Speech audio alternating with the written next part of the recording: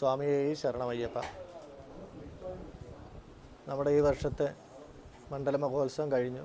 അതിനോടനുബന്ധമായിട്ട് മകരവിളക്ക് മഹോത്സവം എത്തിക്കൊണ്ടിരിക്കുകയാണ്. അതിനുള്ള ഒരുക്കങ്ങളൊക്കെ ആരംഭിച്ച് കഴിഞ്ഞിരിക്കുകയാണ്.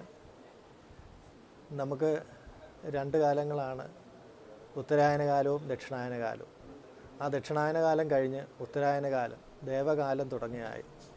അന്നേരം ഈ ധനുമാസത്തിൽ നിന്നും മകരമാസത്തിലേക്ക് സൂര്യൻ സംക്രമിക്കുന്ന സംക്രമ പൂജ.